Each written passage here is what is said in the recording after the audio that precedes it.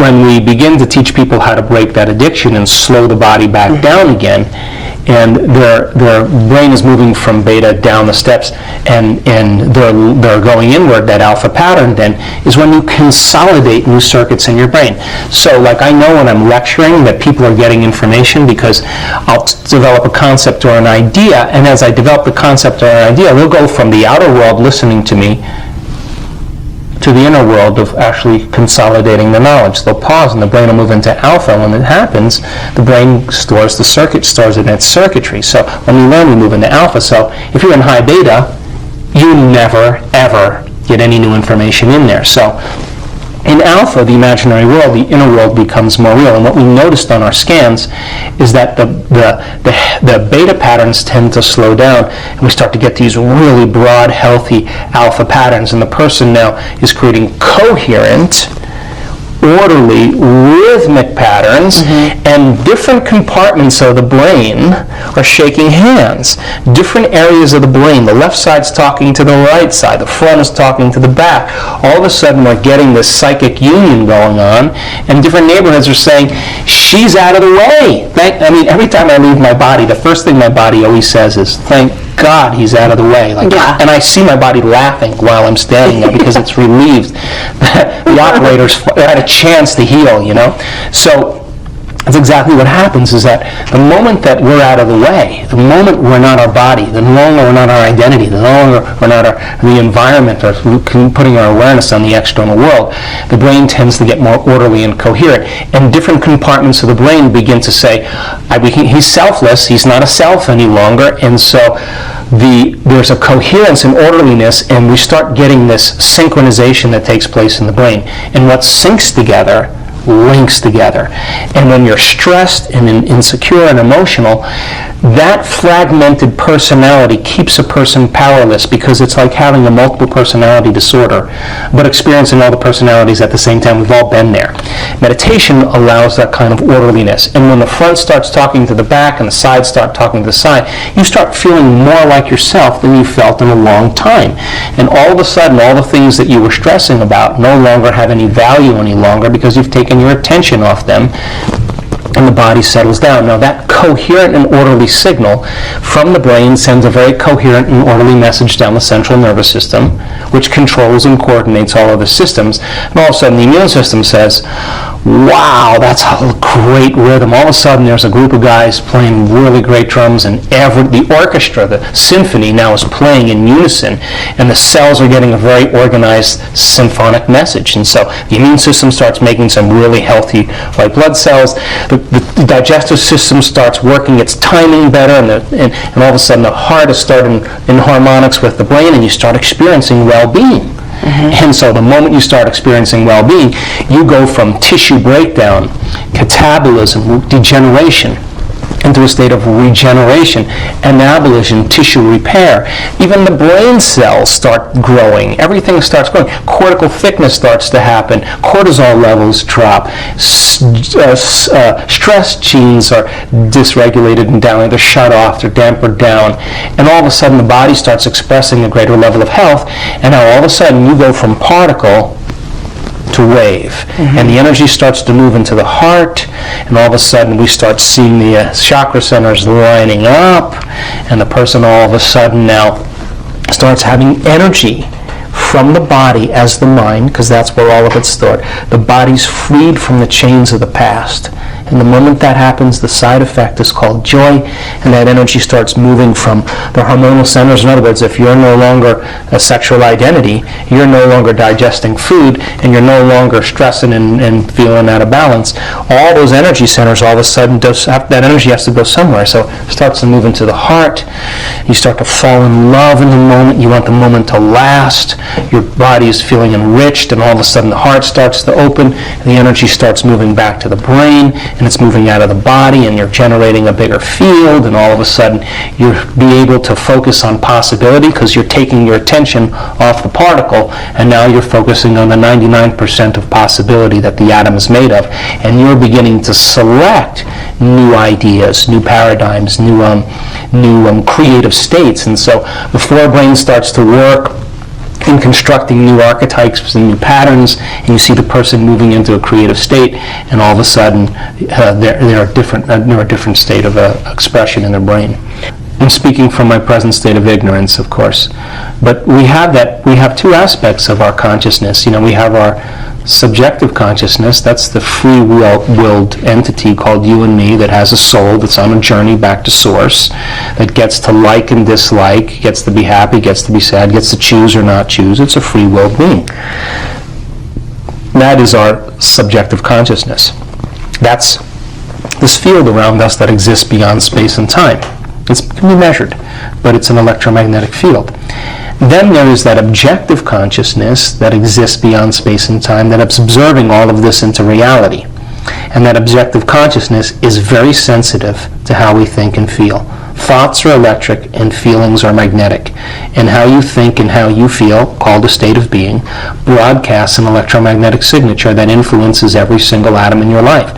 So if you're walking around every day frustrated and suffering, thinking and feeling that way, what you're saying to that objective consciousness as a subjective creator, okay, divine intelligence, giver of life, who endorses who I'm being, I'm expressing a certain level of suffering today.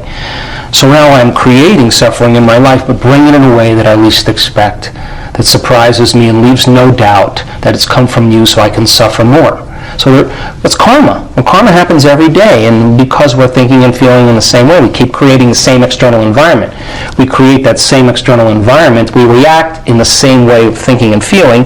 That same thinking and feeling then reinforces that same environment, and there's a tango between the outer world and the inner world, and that's called karma. Break the addiction to the emotion. Change your habituations of thought and actions. Change your feelings that you've memorized, and all of a sudden there is no karma. See, we're not punished for our sins, we're punished by our sins. So then the subjective consciousness, when it marries with or unifies with that objective consciousness, the only way it responds is through how we're being. So you don't pray for your prayers to be answered. You get up as if your prayers are already answered. That state of being is a level of energy that transforms every single atom in your life. The thought sends the signal out, and the feeling draws the event to you. So if you're living in a state of gratitude, what you're saying is, the event has already happened. And now, if I start thinking about when it's going to happen or how it's going to happen, I just return back to the old self. The new self would never think that way. So then, the marriage of subjective consciousness, free-willed you and I, with that objective consciousness who endorses who we are, basically how we think and feel, is a loving intelligence and intelligent love.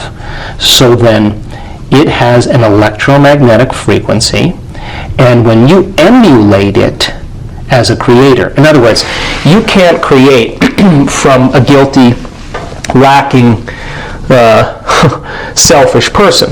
That's not the qualities of the divine. If you are going to create, you better emulate the divine. And what are the qualities of the divine? A loving intelligence and intelligent love. It's got a will that's so much greater than our will. It has a mind that's so much greater than our mind. It's got a love for life that's so much greater than our love for life. It is a consciousness. It's an awareness. It's observant of who we are. So then it has one rule. I honor free will, and I will endorse who you're being. So then when you and I connect to that intelligence by changing how we think and feel, what is the greatest ideal of ourselves? And when you move into that elegant state of being and you're in the present moment and you're feeling empowered and divine and enriched and enthusiastic, and now it's time to create. When you create from that state of being, you're emulating the observer. And what you're saying is, observer, take a look at what I'm observing. I'm being like, I'm emulating you. So now you're looking down the telescope, I'm the lens of the telescope, and let's magnify that into our life. When that alignment takes place, and you feel connected to something greater, you would never try to force the outcome. The very thing we used our whole life to get what we want, for something greater to happen. Absolutely. Well, it's such a paradox. And the moment you step in, it honors free will. So then the person who's who's the New Age person who's saying, well, I'm just going to wait for my Maserati to come to me. This is not how that works. Once you move into a new state of being and you're creating wealth, in other words, only gold creates gold. Lead doesn't create gold. And our job is to take those base emotions of anger and resentment and fear and anxiety, those base emotions, and transmute them into gold. Because right on the other side of our pain is freedom. Right on the other side of our lack is wealth, of abundance. Right on the other side of our fear is courage. It's the same energy. It's just trapped in the body. And when we transmute that energy into something else, right? Now we have available energy to begin to design a destiny with. So then a person who moves into that elegant state of being where they're expanded and they're enriched and they're in love with life, then they can't go back to the old self, because that is their new state of being. So then if you practice that every day, sooner or later it's going to begin to become familiar to you. So then if you're creating wealth, and you're in the state of being of abundant, you better not be thinking lacking thoughts, because an abundant person would never do that. You can't demonstrate that you're not making choices because you believe that there's not enough lack of time, lack of energy, lack of money.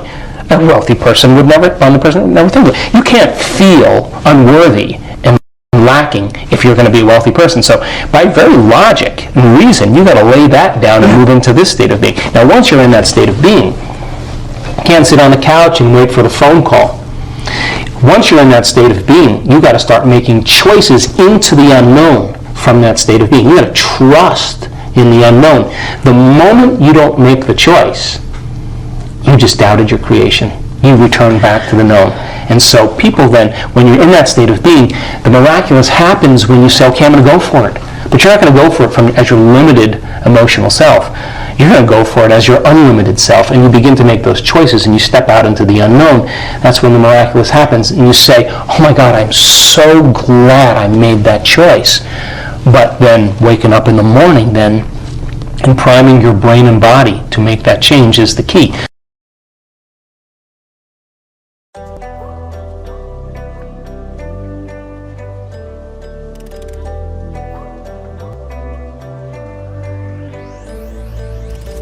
I walk around the streets, everybody smiling, sun shining bright, so better to be hiding. But you're surrounded, don't forget about it. Long days, loud nights, it's summer. I walk around the streets, everybody smiling, sun shining bright, so better to surrounded, don't forget about it. Long days, loud nights, it's summer.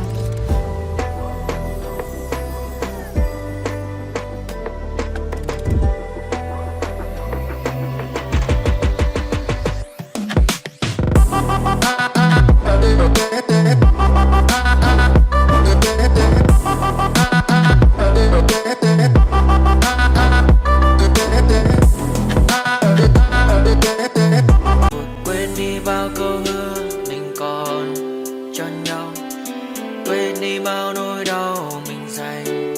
Ngày xưa em đã vội quên đi những lời hứa ngày nào, vì dòng nước mắt em đã vội rơi, anh không thể mãi anh cứ đến vào điên rồi.